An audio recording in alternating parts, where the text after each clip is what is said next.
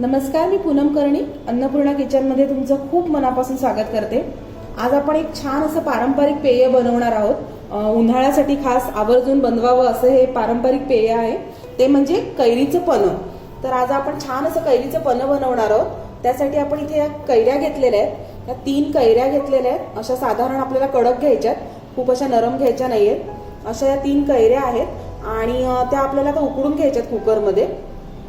शिवाय आपल्याला गुळ लागणार आहे, तर हा अर्धा किलो गुळ आहे आणि या कैऱ्या सुद्धा अर्धा किलोच आहेत। या 3 अशा मोजूनच आणलेल्या आहेत बाजारातनं। अर्धा किलो कैऱ्या आहेत या आणि अर्धा किलो कैरीसाठी आपल्याला अर्धा किलो गुळ लागणार आहे। तर हा अर्धा किलो गुळ छान असा बारीक चिरून घेतलेला आहे आपण। शिवाय आपल्याला थोडंसं चवीपुरतं थोडंसं चिमूटभर मीठ लागणार आहे आणि 1 मोठा चमचा आपल्याला वेलची पावडर लागणार आहे। तर आधी आपण या गुळामध्ये थोडंसं पाणी घालून घेऊया आणि त्यानंतर आपण कैरी शिजत ठेवूया।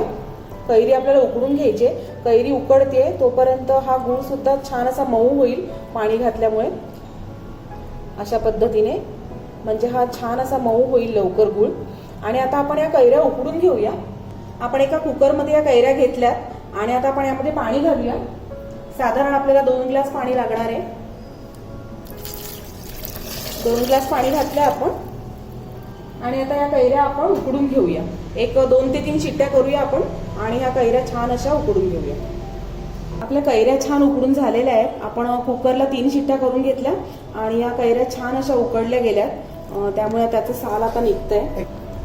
तर अशा पद्धतीने आपण हा असा हातानेच हा गर काढून घ्यायचा आहे आणि ही कोय बाजूला ठेवायची आणि हा गर असा काढून घ्यायचा आपण। हे बघा, अशा पद्धतीने हा गर आपण काढूया। या 3 कैऱ्यांचा गर आपण काढून घेऊया। हा गर आपण काढून घेतलाय, 3 कैऱ्यांचा हा गर आहे। आणि आपण मगाशी इथे गुळामध्ये सुद्धा पाणी घालून ठेवलं होतं। साधारण एक अर्धा ग्लास पाणी घातलं होतं आपण या गुळामध्ये आणि गुळ छान असा विरघळलाय। थोडाफार काय जो राहिला असेल तो आपण असा हाताने करून घेऊया बारीक। गुळ पूर्णपणे विरघळलाय, थोडासा फक्त राहिलाय, तो आपण असा हाताने करूया आणि त्यानंतर आपण हा कैरीचा गर यामध्ये घालून घेऊया अशा पद्धतीने। आता यामध्ये आपण कैरीचा गर घालूया। हा जो आपण केलाय कैरीचा गर,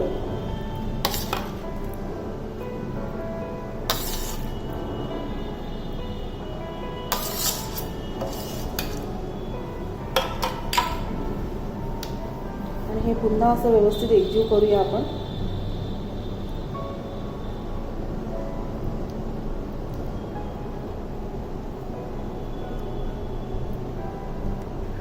आपण आता हे सगळं व्यवस्थित एकजीव करून घेऊया चमच्याने। त्यानंतर आपण हे थोडंसं गाळून घेऊया। थोडेफार गुळाचे खडे राहिले असतील तर ते सुद्धा मग त्यामध्ये बारीक होतील। एका गाळणीच्या साहाय्याने आता आपण हे गाळून घेऊया। आता हे कैरी आणि गुळाचं तयार मिश्रण आपण या गाळणीच्या साहाय्याने गाळून घेऊया अशा पद्धतीने। म्हणजे थोडेफार गुळाचे खडे असतील ते सुद्धा छान विरघळले जातील।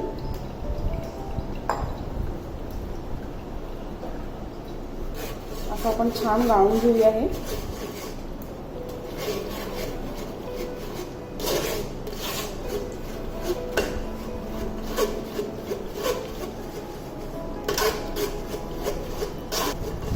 तर अशा पद्धतीने आपल्याला हे छान असं गाळून घ्यायचंय। थोडेफार गुळाचे खडे सुद्धा छान असे विरघळून जातील यामध्ये। खूप छान लागतं हे कैरीचं पन्ह। एक असं पारंपरिक पेय आहे आपलं हे आणि कैरीमध्ये खूप औषधी गुणधर्म आहे, त्यामुळे उन्हाळ्यामध्ये आवर्जून हे पेय करावं आपण। असं छान कैरीचं पन्ह आपण तयार करतोय। आपण ही उकडलेली कैरी आणि गूळ छान याच्यामध्ये व्यवस्थित गाळून घेतलंय आणि असा हा पल्प तयार झालेला आहे अशा पद्धतीने। आता आपण यामध्ये वेलची पावडर घालूया थोडीशी। आपण एक मोठा चमचा वेलची पावडर घालूया यामध्ये आणि थोडंसं आपल्याला चवीनुसार थोडंसं मीठ घालायचे, चिमूटभर। आणि आता आपण हे व्यवस्थित एकजीव करूया। कैरीमध्ये खूप औषधी गुणधर्म आहेत, जसे की कैरीमुळे अपचनाचा त्रास होत नाही, उष्माघात होत नाही, शिवाय पिंपल सुद्धा येत नाही कैरीच्या सेवनाने। आणि गुळामध्ये तर बरेच औषधी गुणधर्म आहेतच, त्यामुळे हे छान असं कैरी आणि गुळाचं केलेलं पन्ह आरोग्याला खूपच लाभकारक आहे.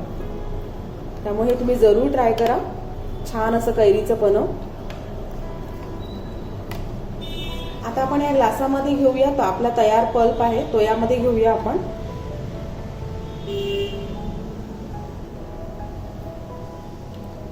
अशा पद्धतीने थोडा थोडा तयार पल्प यामध्ये घ्यायचा आहे. तुम्ही यामध्ये बर्फाचे खडे सुद्धा घालू शकता आणि नंतर थंड पाणी घालायचं आपल्याला. आता आपण पाणी घालूया.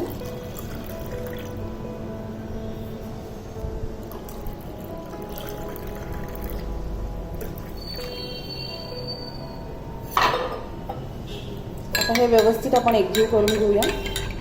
छान असं मिक्स करूया.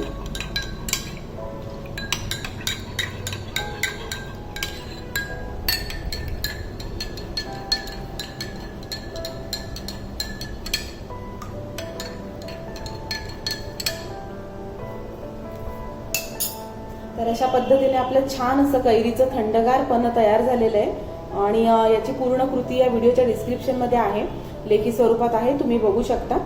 आणि हा व्हिडिओ आवडला तर तुम्ही लाईक करा, शेअर करा आणि माझ्या चॅनलला सबस्क्राईब करा.